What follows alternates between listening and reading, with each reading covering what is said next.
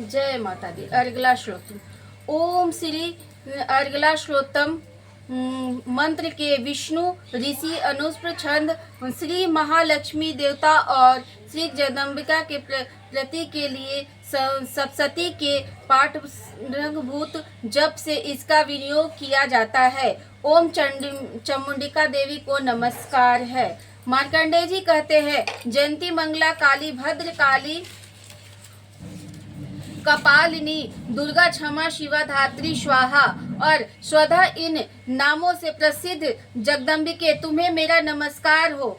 देवी चामुंडे तुम्हारी जय हो। संपूर्ण प्राणियों की पीड़ा हरने वाली देवी तुम्हारी जय हो। सब में व्याप्त करने वाली देवी तुम्हारी जय हो। काल रात्रि तुम्हें नमस्कार हो। मधु और कैटभ को मारने वाली तथा ब्रह्मा जी को वरदान देने वाली देवी तुम्हें नमस्कार है। तुम मुझे रूप आत्मा स्वरूपा ज्ञान दो। जय मोह पर विजय दो। यश मोह पर विजय तथा ज्ञान प्राप्ति रूप यश दो और काम क्रोध आदि शत्रुओं का नाश करो। महिषासुर का नाश करने वाली तथा भक्तों को सुख देने वाली देवी तुम्हें नमस्कार है। तुम रूप दो, जय दो, यश दो और काम क्रोध आदि शत्रुओं का नाश करो। रक्त बीज का वध और चंड मुंड का विनाश करने वाली देवी तुम रूप दो, जय दो, यश दो और काम क्रोध आदि शत्रुओं का नाश करो। शुंभ और निशुंभ तथा ध्रुम लोचन का मर्दन करने वाली देवी तुम रूप दो, जय दो, यश दो और काम क्रोध आदि शत्रुओं का नाश करो। सबके द्वारा वंदित युगल चरणों वाली तथा संपूर्ण सौभाग्य प्रदान करने वाली देवी तुम रूप दो, जय दो, यश दो और काम क्रोध आदि शत्रुओं का नाश करो। देवी तुम्हारे रूप और चरित्र अत्यंत अचिंत्य है। तुम समस्त शत्रुओं का नाश करने वाली हो। रूप दो, जय दो, यश दो और काम क्रोध आदि शत्रुओं का नाश करो। पापों को दूर करने वाली चंडिके जो भक्ति पूर्वक तुम्हारी चरणों में श्रद्धा मस्तक झुकाते हैं, उन्हें रूप दो, जय दो, यश दो और उनके काम क्रोध आदि शत्रुओं का नाश करो। रोगों का नाश करने वाली चंडिके जो भक्ति पूर्वक तुम्हारी स्तुति करते हैं, उन्हें रूप दो, जय दो, यश दो और उनके काम क्रोध आदि शत्रुओं का नाश करो। चंडिके इस संसार में जो भक्ति पूर्वक तुम्हारी पूजा करते हैं, उन्हें रूप दो, जय दो, यश दो और उनके काम क्रोध आदि शत्रुओं का नाश करो। मुझे सौभाग्य और आरोग्य दो, परम सुख दो। रूप दो, यश दो, रूप दो, जय दो, यश दो और मेरे काम क्रोध आदि शत्रुओं का नाश करो। जो मुझसे द्वेष रखते हो उनका नाश करो। मेरे बल की वृद्धि करो। रूप दो, जय दो, यश दो और मेरे काम क्रोध आदि शत्रुओं का नाश करो।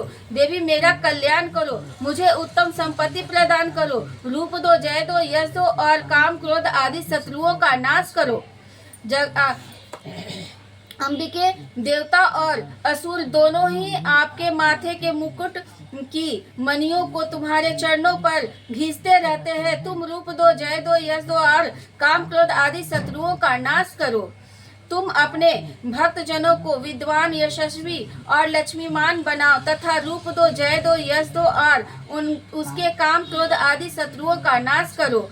प्रचंड दैत्यों के दर्प का दलन करने वाले चंडिके मुझ शरणागत को रूप दो, यश दो और मेरे काम क्रोध आदि शत्रुओं का नाश करो।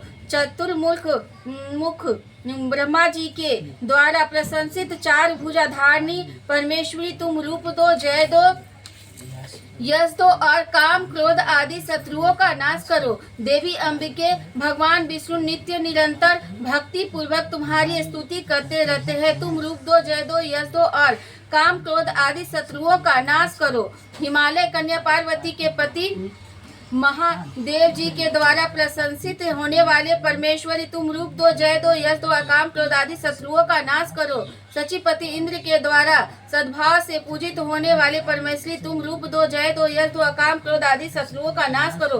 प्रचंड भुज दंड वाले दैत्यों का घमंड चूर करने वाली देवी तुम रूप दो, जय दो, यश दो और काम क्रोध आदि शत्रुओं का नाश करो। देवी अंबिके तुम अपने भक्त जनों को सदा असीम आनंद प्रदान करती रहती हो। मुझे रूप दो, जय दो, यश दो और काम क्रोध आदि शत्रुओं का नाश करो। मन की इच्छा के अनुसार चढ़ने वाली मनोहर पत्नी प्रदान करो, जो दुर्गम संसार सागर में तारने वाली तथा उत्तम कुल से उत्पन्न हुई हो। जो मनुष्य इस स्रोत का पाठ करके सप्तशती रूप महास्रोत का पाठ करता है, वह सप्तशती के जप संख्य से मिलने वाले श्रेष्ठ फल को प्राप्त होती है, साथ ही वह प्रचुर संपत्ति भी प्राप्त कर लेती है।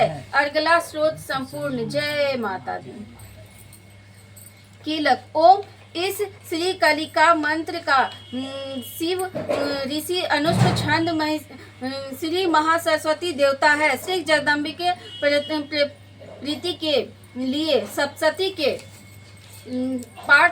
पाठांगभूत जप में इसका विनियोग किया जाता है। ओम चंडिका को नमस्कार है। मार्कंडेय जी कहते हैं, विशुद्ध ज्ञान ही जिनका शरीर है, तीनों वेद ही जिनके तीन दिव्य नेत्र है, जो कल्याण प्रति के प्राप्ति के हेतु तथा अपने मस्तक पर अर्धचंद्र का मुकुट धारण करते हैं, उन भगवान शिव को नमस्कार है। मंत्रों का जो कलक है, अर्थात मंत्रों को सिद्धि से विघ्न उपस्थित करने वाले साप रूपी कील का जो निवारण करने वाला है, उस सप्तशती स्रोत को संपूर्ण रूप से जानना चाहिए और जानकर उसकी उपासना करनी चाहिए। यद्यपि सप्तशती के अतिरिक्त अन्य मंत्रों के जप से भी जो निरंतर लगा रहता है, वह भी कल्याण का भागी होता है। उसके भी उष्टान आदि कर्म सिद्धि होते हैं तथा उसे भी समस्त दुर्लभ वस्तु की प्राप्ति हो जाती है। तथापि जो अन्य मंत्रों का जाप ना करके केवल इस सप्तशती नामक स्रोत से ही देवी की स्तुति करते हैं, उन्हें स्तुति मात्र से श्री सच्चिदानंद स्वरूपनी देवी सिद्ध हो जाती है। उन्हें अपने कार्य की सिद्धि के लिए मंत्र, औषधि तथा अन्य किसी साधन के उपयोग की आवश्यकता नहीं रहती है। बिना जप के ही उसके उष्टान आदि समस्त अविचारिक कर्म सिद्ध हो जाते हैं। इतना ही नहीं, उनकी संपूर्ण अभिष्ट वस्तुएं भी सिद्ध होती है। लोगों के उन मन में यह शंका थी कि जब केवल सप्तशती के उपासना से अथवा सप्तशती के को छोड़कर अन्य मंत्रों की उपासना से भी समान रूप से सब कार्य सिद्ध होते हैं, तब इन्हें श्रेष्ठ कौन सा साधन है। लोगों की इस शंका को सामने रखकर भगवान शंकर ने अपने पास आए हुए जिज्ञासुओं को समझाया कि यह सप्तशती नामक संपूर्ण स्रोत की सर्वश्रेष्ठ एवं कल्याणमय है।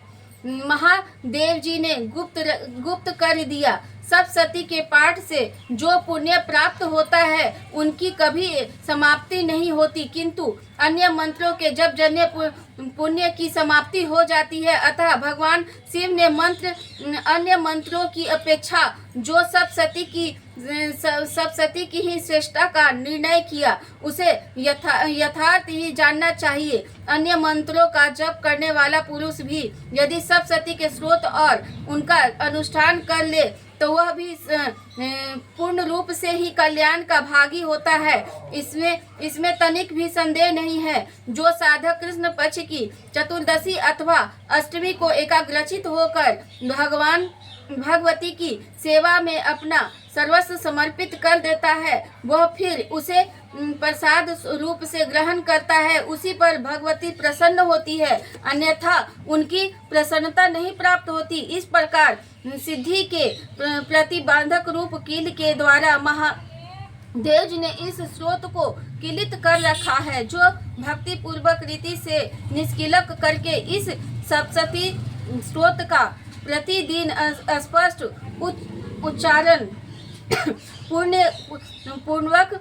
उच्चारण पूर्वक पाठ करते हैं, वह मनुष्य सिद्ध हो जाते हैं। वही देवी का प्रसाद होता है और वही गंधर्व भी होता है। सर्वस्व विचरते रहने पर भी इस संसार में उसे कहीं भी भय नहीं होता। वह अपमृत्यु के बस में नहीं पड़ता तथा देह त्यागने के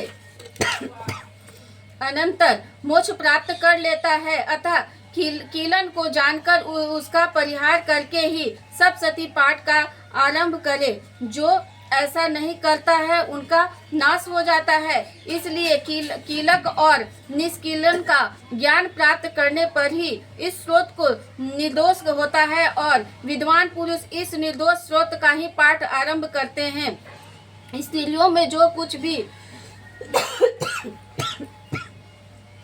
सौभाग्य आदि दृष्टिगोचर होता है वह सब देवी के प्रसाद का ही फल है। अतः इस कल्याणमय स्रोत का सदा जप करना चाहिए। इस स्रोत का मंद स्वर से पाठ करने पर स्वल्प फल की प्राप्ति होती है और उच्च स्वर से पाठ करने पर पुण्य फल की सिद्धि होती है।